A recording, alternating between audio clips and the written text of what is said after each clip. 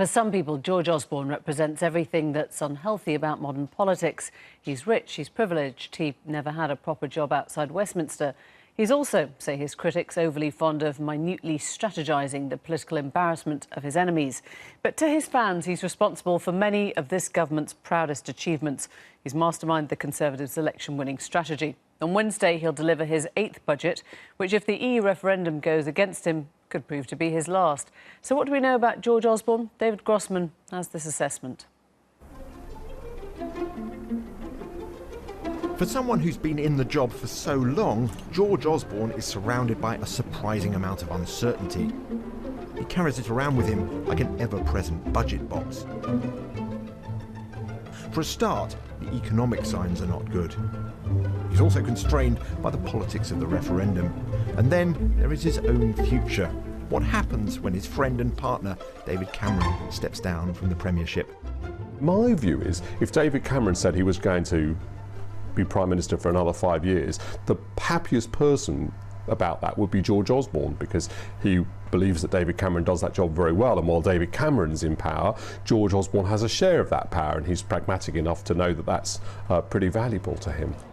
As one of the architects of an amazing surprise election victory, George Osborne might now have expected to be basking in the warm appreciation of a grateful party.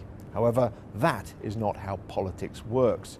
Some of his MPs are a little wary of George Osborne, others suspicious of him, regarding him as perhaps not even a proper Conservative at all. Osborne's pet project, HS2, certainly isn't an obviously Conservative one, costing £50 billion of public money and ripping through the Tory shires in the process. Nor is another of his policies raising the minimum wage. But there are other criticisms of Osborne too that bubble up all too readily from Conservative MPs, that he's too fond of political intrigue and calculation. George Osborne has certainly been mastering the trade of politics his entire adult life. In every office he's ever worked, he could have clearly heard Big Ben through an open window. I always thought he should go off and do something other than politics before coming into the House of Commons. But he's enormously thoughtful and has very good tactical judgment. And if you talk to George, you know, he seldom says something which isn't worth listening to. 1994 marked the beginning of a nightmare for the Conservative Party. They were deep into a decade-long nervous breakdown over Europe. In an attempt to reboot a tired, squabbling party, John Major appointed the affable but accident-prone Jeremy Hanley as party chairman. Lost in the welcoming crowd of party workers was a new researcher fresh out of Oxford. The day after George Osborne was filmed in front of Central Office, the party's fortunes nosedived even further. Labour elected a young, charismatic, modernising leader. In the autumn, Osborne was dispatched to the Labour conference in Blackpool to observe in the flesh this mortal threat to the Conservatives' chances of holding on to power. In 1994, at the Labour Party conference, George was there for the Conservative Research Department. I was there for a think tank, and we found ourselves sitting next to each other when Tony Blair made his great speech abolishing Clause 4. And afterwards, we went for a drink and we talked about what we'd seen, and we both agreed the Conservative Party would never get back into power until it coped with what we'd just seen, until it coped with the fact that Tony Blair was serious about making Labour new Labour. You still think these jokes are a good idea on the first page? Definitely, I think the John Prescott one works a treat. George Osborne was never far from the leader's office. He was highly valued as a speechwriter. A seat in Parliament, though, meant he could give as well as write those speeches. And it opened up for him the higher rungs of politics. After the 2005 election defeat, Michael Howard gave him an extraordinary promotion, making him Shadow Chancellor at still only 33. You know, there's a bit of a gambler in George.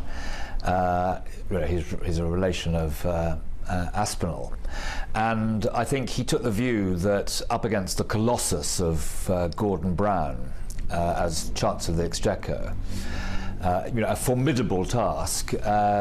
Gordon Brown had to be lucky every time, and he only had to be lucky once.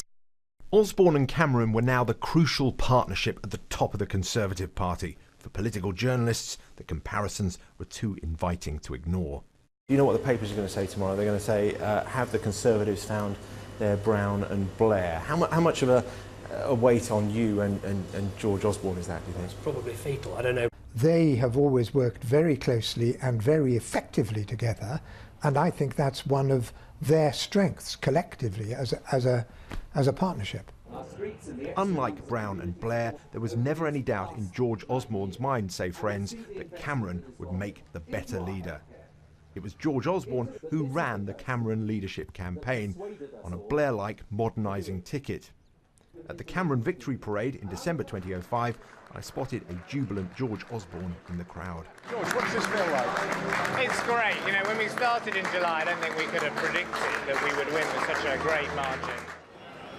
To start with, Osborne promised to match Labour's spending plans, but as the world economy began unravelling, he had to ditch that policy in a hurry. Hey Jerry, how are you? In an attempt to understand what was going on, he travelled to New York to meet the big players in global finance face to face.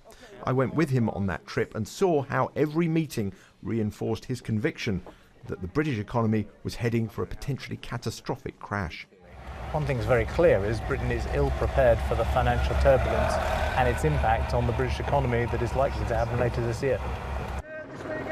So George Osborne became the austerity chancellor we know today, although he's never managed to deliver his deficit reduction promises on time. The journey between number 11 Downing Street and number 10 there is just a few yards, but in politics, of course, it has consumed many a career. George Osborne's critics say he's now obsessed with making that transition to Prime Minister, and everything he does is couched in those terms. Not so, say his friends. If that was really his obsession, he'd have given up being Chancellor of the Exchequer when the opportunity was presented to him after the last election. You take the success you've had in the general election, you park it in the hope that you can become leader of the party because you haven't done anything controversial in the intervening period. The chances otherwise were the economy wouldn't do so well, you'd take all these risks, you'd do things. That is in fact what's happened. And the decision he took was, if I do that, I'm wasting potentially 4 years as one of the guiders of this government. It's the cautious thing to do, but it's also a waste of the office. But this week's budget doesn't look like one where George Osborne will be able to do very much. His radical pensions reforms dropped amid concern they'll anger too many swing voters and Conservative MPs in the run-up to the EU referendum. And depending on how that referendum goes, well, this budget could conceivably be George Osborne's last. David Grossman there.